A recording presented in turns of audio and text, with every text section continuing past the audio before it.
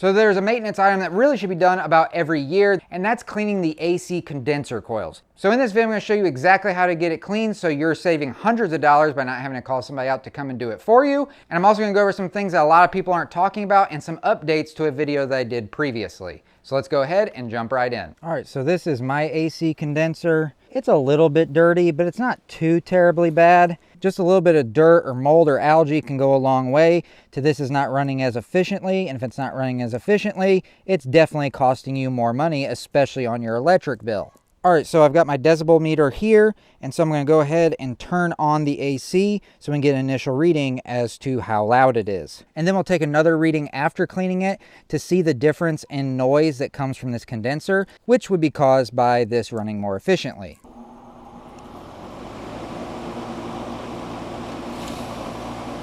All right, so it's holding pretty steady at 66 to 67 decibels. So let's go ahead, shut this down, and then get started with the steps, and we'll take another reading afterwards and see if we get a drop in decibels. All right, so the first thing that I want to do is this right here is my disconnect for my AC unit. And usually you're almost always going to have a disconnect like this. Now it might be a pull-out disconnector like I've got, or it might actually look more like a circuit breaker where you have to flip it down to turn it off. So in my case, I just pull this out. So now it's disconnected. I could either set this in on top, or actually when you disconnect it, if you turn it upside down, if you put it in like that, with it being upside down, it's not making the connection, so it's just as if it is out. But for the sake of this video, to be safest, I'm just gonna leave it out here on top.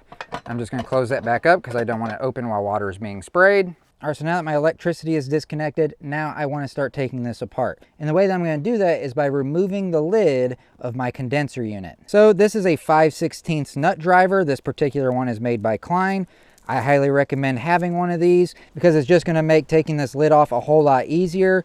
And I don't really recommend using an impact gun. Now this has a 5/16 driver in it. Now as far as taking the screws out, it's okay to use this. But when it comes to then putting the screws back in at the end, I really do not recommend using an impact driver and would much rather use something like this where we can just hand tighten the screws down because it's very easy to strip these screws out. And if you're using an impact, you're more likely to do so because there's no feel, it's very fast, and it's just gonna be more prone to stripping those screws out.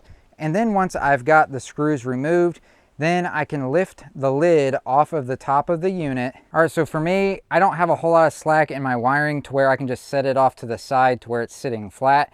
Some people will be able to do that, just have to be careful not to bend the fan. But for me personally, I have just found over the years, I can get mine to pretty much just balance like this. But to just make this a little bit safer so that it doesn't just come down if there's like a breeze or something, I usually just take a stick and then lean the top of the condenser down on it. And then that way it's fully supported so that it won't just come crashing down. But everybody's situation will be different. I'm not saying this is the way to do it. It's just the way that I do it. All right, so the first thing I do when I get the top removed is I like to look at the pan of my condenser unit. You see down at the bottom, there's leaves, there's dirt. We got leaves and dirt in different places all the way around the unit down in there. I don't know if you can see it or not. Now this isn't too bad. Get it vacuumed out, start from fresh. You also have those little drains down there. You wanna make sure that those are unplugged so that when it rains, the water is able to flow through that. So I like to make sure that that is all cleaned out first. It's just a good thing to do while you already have the top removed and just get everything cleaned out.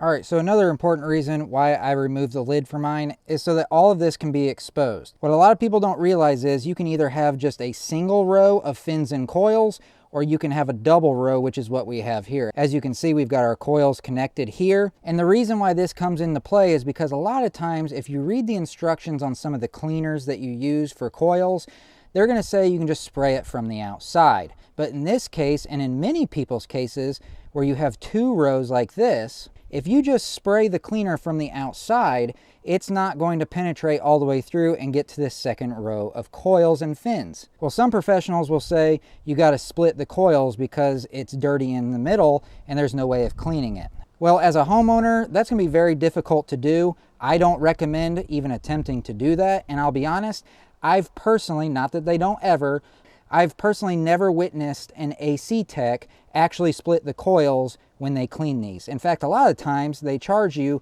just to spray them down with water, and in my opinion, that also does not get these clean enough.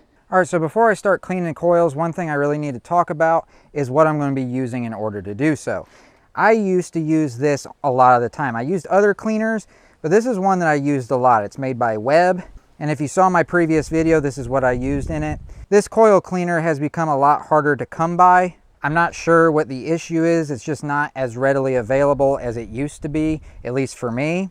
So another cleaner that I have used in the past that is very comparable to this and does a really fantastic job of cleaning the coils is this one right here. This is made by Frost King. It has a lot of the same good features that the Webb did. It's not corrosive, and in fact it can actually be, if it gets on any kind of plastics or anything like that, it's not going to do any damage to them. One thing I will say that's very important to note is while coils that you see here, which are probably the most common that you're going to see on AC units, for the most part, you're going to be use most of these cleaners on them and not have any issues. But if you have a unit that has micro channel coils, you're not going to want to use any of these cleaners on that. But for the vast majority of people, they're going to have coils like you see here. This formula is low VOC, and this is very readily available, has a lot of very good reviews that you can check out for yourself.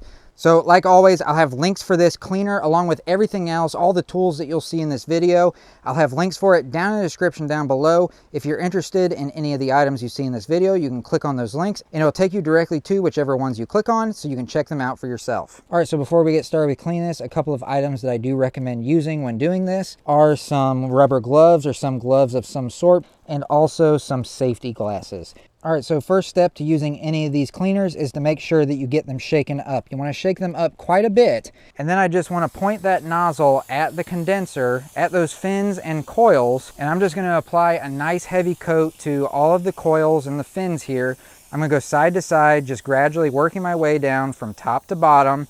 If you start working from top to bottom, it's going to help with some of the stuff that's going to run down due to gravity pulling it down, and also helping to pull that cleaner into those coils as it does run down towards the bottom. And it doesn't have to be just completely perfect as you're spraying it, because like I said, gravity is going to help pull some of that cleaner down to areas that maybe you didn't just get fully covered to begin with. And I'm just going to work my way around the unit and just repeat the process, just going side to side all the way down and making sure I'm covering all of those coils and fins. All right, so now my outside coils are completely covered. So now I'm going to do the inside row of the coils. I'm just going to repeat the same process. I'm going to try and coat the fins and coils just like I did on the outside to where I'm getting some nice foaming action. And I'm just again going to work from side to side and work my way all the way down to the bottom on each side of the unit. I can feel that my bottle is about half as heavy as it was, so I should have enough to finish the entire inside as well. All right, so now everything has the cleaner on it, so I'm gonna let this set for like 5 to 10 minutes. Now, a lot of times some of these cleaners will say that they don't require rinsing. I personally do not do that, and I'll show you exactly what I do next and why in about 5 to 10 minutes. The added step that I like to take, and it does say on the instructions that you can take, and I personally highly recommend it, is now rinsing it all down with water. And there's a couple of reasons that I like to do this.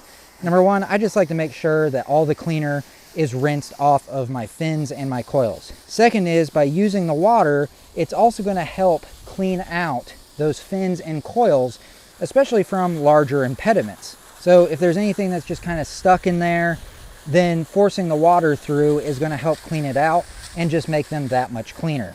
I use a wand which has different settings on it. That's just going to help clean out those fins and the coils even better. But also I'm not going to run any risk of doing any damage to the fins. So again, I just like to give it a nice light spray down, both on the outside and inside, and I do it the same way that I did with the cleaner. I start at the top, work my way from side to side, and then gradually working my way down and going to all the different sides. And then with all the suds and everything sitting in the pan, all that green down there at the bottom, this is where then I just like for it to soak a little bit, and then I will take my nozzle, spray all of that down, and it will help clean up some of that green out of the bottom of the pan. All right, so now that all that's cleaned up, now I can bring my lid back down, and then once I've got everything lined up, then I'll take each of the screws that I took out and insert each one using my handheld nut driver. Again, I don't want to use my impact gun to tighten these up because it just makes it a whole lot easier to strip these out. And then the screws will basically be doing nothing because they have nothing to hold on to after stripping out the hole that they screw into. So I just want to hand tighten everything down to where I'm getting a good amount of resistance. All right, so everything's cleaned up, put back together, and I'm back here in the same spot that I was in the beginning where I took my initial decibel reading. So I'm gonna go ahead, reconnect everything, turn the power on to this, turn the AC on, and then I'll take my second reading and see if we got a drop in decibels and this unit is running quieter, therefore it is running more efficiently. So now it's turned on.